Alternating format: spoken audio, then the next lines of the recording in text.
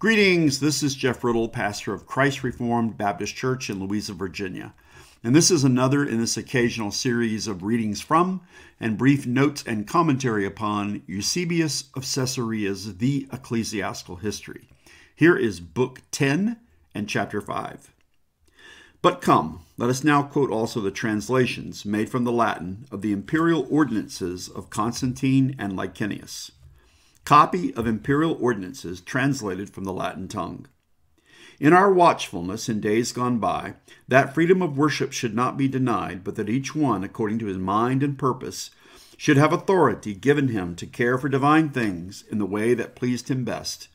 We had given orders that both to the Christians and to all others liberty should be allowed, to keep the faith of their own sect and worship. But inasmuch as many and various conditions seem clearly to have been added in that rescript, in which such rights were conceded to the same persons, it may be that perchance some of them were shortly afterwards repelled from such observance. When I, Constantine Augustus, and I, Lycenius Augustus,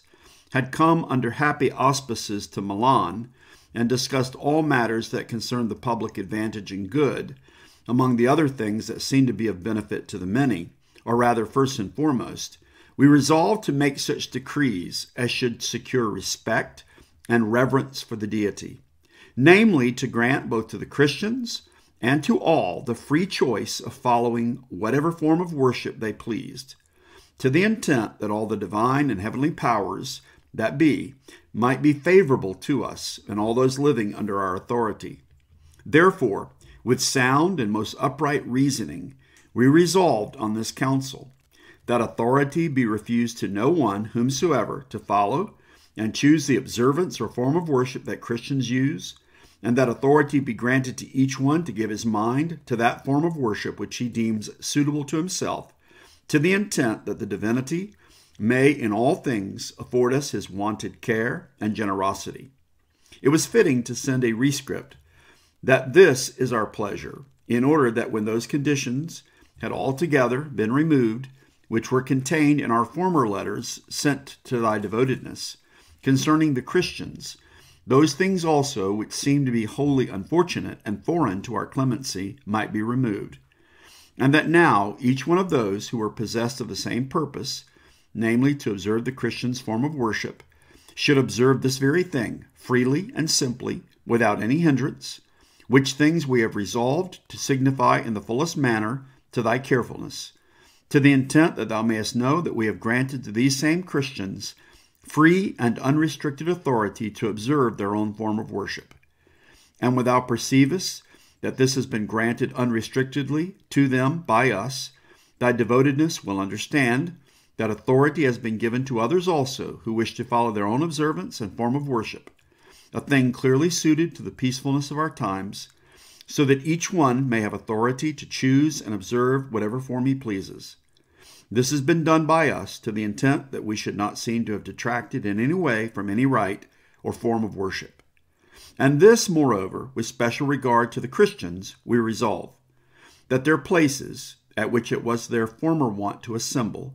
concerning which also in the former letter dispatched to thy devotedness a definite ordinance had been formerly laid down, if any should appear to have bought them either from our treasury or from any other source, that these they should restore to these same Christians without payment or any demand for compensation, setting aside all negligence and doubtfulness. And if any chance to have received them by gift, that they should restore them with all speed to these same Christians, provided that if either those who have purchased these same places or those who have received them by gift request aught of our generosity, let them approach the prefect of the district to the intent that through our kindness thought may be taken for them also. All which things must be handed over to the corporation of the Christians by thy zealous care immediately and without delay. And inasmuch as these same Christians had not only those places at which it was their wont to assemble, but also are known to have had others belonging not to individuals among them, but to the lawful property of their corporation, that is, of the Christians.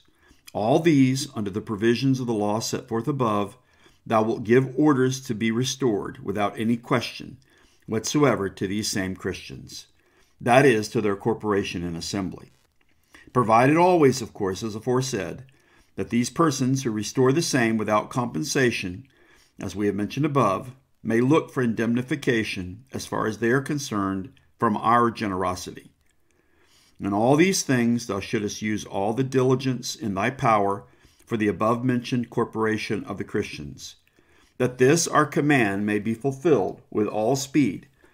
so that in this also, through our kindness, thought may be taken for the common and public peace. For by this method, as we have also said before,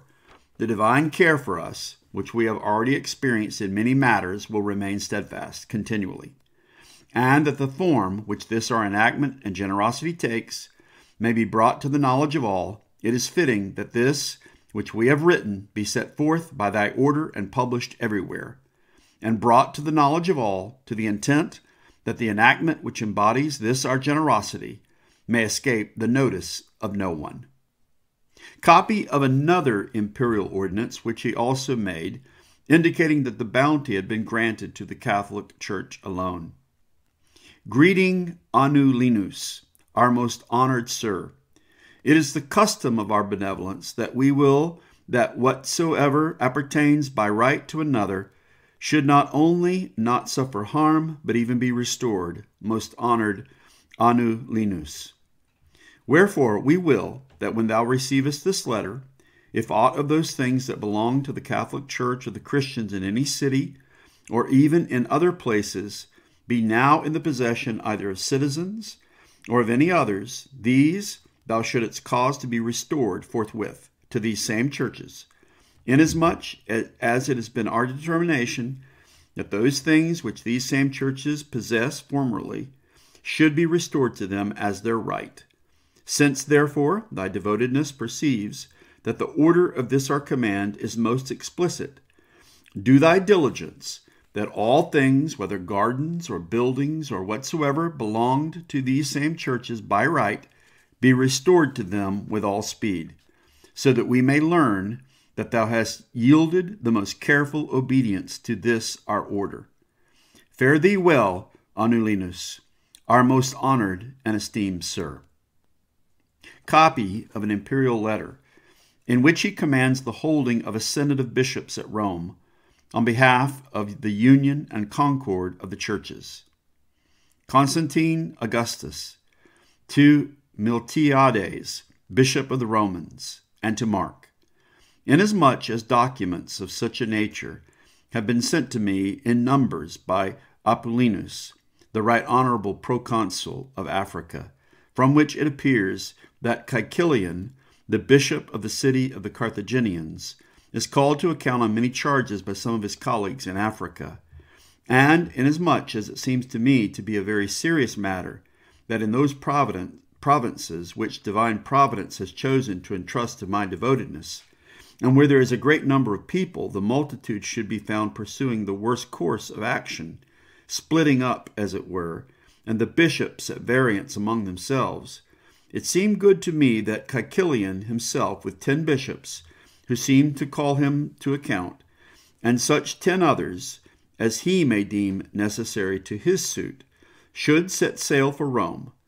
that there a hearing may be granted him in the presence of yourselves, and moreover of Reticius and Maternus and Marinus also, your colleagues, whom I have ordered to hasten to Rome for this purpose,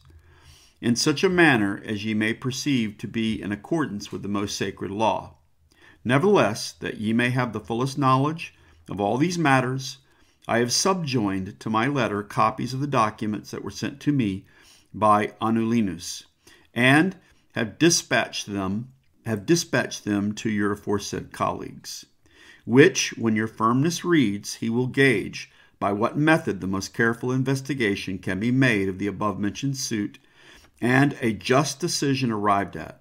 since it does not escape the notice of your carefulness that the respect which I pay to the lawful Catholic Church is so great that it is my wish that ye should leave no schism whatsoever or division in any place. May the divinity of the great God preserve you safely for many years, most honored sirs. Copy of an imperial letter in which he gives orders for the holding of a second synod for the purpose of removing all division among the bishops. Constantine Augustus to Crestus, bishop of the Syracusans.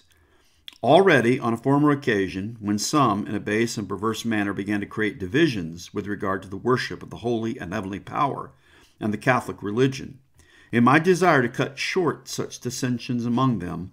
I had given orders to the effect that certain bishops should be sent from Gaul, nay further, that the opposing parties, who were contending stubbornly and persistently together, should be summoned from Africa. That so, in the presence also of the Bishop of Rome, this question, which appeared to have been raised, might through their coming receive a right solution by means of a careful examination in every particular. But since, as it happened, some, forgetful both of their own salvation and the reverence they owe to their most holy religion, even now do not cease to perpetuate their private enmities, being unwilling to conform to the judgment already passed, and affirming that, after all, it was a few persons who gave their opinions and decisions, or that they were in a hurry to pass judgment very speedily and sharply, without having first accurately examined all those matters that ought to have been investigated. And since, as a result of all this, it has come to pass that even those very persons who ought to be of one mind and brotherly concord are separate from each other in a disgraceful, nay rather in an abominable fashion, and give to those men whose souls are strangers to this most holy religion to scoff. Wherefore it became incumbent upon me to provide that which ought to have ceased by voluntary agreement after the judgment already passed may even now, if possible, be ended by the presence of many persons. Inasmuch, therefore, as we have commanded that very many bishops from various and numberless places should assemble at the city of Arles by the calends of August, we have thought it good to write to thee also, that thou shouldest procure from the right honorable Latronianus, the corrector of Sicily, a public vehicle, and joining to thy company 2 others of those of the second rank, whomsoever thou thyself mayest decide to choose, and moreover, taking with you 3 servants, who shall be able to attend upon you on the way, do thou be present at the above-mentioned place by that same day, so that both by thy firmness, and by the unanimous wisdom of the others assembled, this quarrel also, which hitherto, by reason of certain disgraceful contentions, has maintained a miserable existence, when all has been heard and will be said by those who are now at variance among themselves, whom likewise we have commanded to be present, may, if only tardily, give place to a due state of religion and faith and brotherly concord. May the Almighty God preserve thee in good health for many years. Here ends Book 10 and Chapter 5, and now we'll move on to some notes and commentary. This chapter contains 4 important ordinances and letters translated from the original Latin into Greek that come from the emperors Constantine and Lycenius relating to the Christians. The first of these 4 documents is known as the Edict of Milan, which was formulated in the year 313. It grants freedom of worship not only to Christians but to all Romans. It explicitly states, we have granted to these same Christians free and unrestricted authority to observe their own form of worship. It also stipulates that any property, like churches, taken from the Christians without compensation should be freely restored to them. The second is an ordinance addressed to Anulinus, who was the proconsul of Africa. It stipulates that property taken from the churches should be restored to them, whether gardens or buildings or whatsoever belong to these churches by right. The third is an imperial letter from Constantine to Miltiades, who was the bishop of Rome, and to someone else named Mark. It calls for a synod or a meeting of bishops that would take place in Rome before the Roman bishop to address controversy relating to Caecilian, the bishop of Carthage, and to assure that there is no schism in the church. The translator and editor, Olton, explains that this referred to the so-called Donatist controversy that was arising in North Africa. He writes, "The Donatists, so called from a bishop of theirs, Donatus, alleged that Caecilian had been consecrated by a bishop, Felix, who in the Diocletian persecution had proved himself a traditor. That is, he had surrendered up scriptures to the pagan authorities. Hence, they held that Caecilian's consecration was invalid, and by appointing a bishop of their own in his stead began what is known as the Donatist schism." And that's the end of the quote from Olton. The fourth of these documents is an imperial letter from Constantine to Chrestus, bishop of Syracuse, relating to the Council of Arles, which was held in the year 314. It calls for a synod of bishops to meet in Arles by the calends of August, that is, by the first day of August. The purpose of the meeting was to continue to address problems relating to the Donatus schism that had begun to occur, particularly in North Africa. In conclusion, this chapter provides an important historical record of the religious freedom that came to the Christians and even to the pagans under Constantine with the Edict of Milan. It also gives insight into the rise of the Donatist controversy and of imperial intervention into the life of the church to address schism. The Council of Arles in 314 will be something of a forerunner to the Council of Nicaea that will be held in the year 325. Well, this brings this episode to a conclusion. I hope this has been helpful and insightful for you, and I will look forward to speaking to you in the next episode in this series.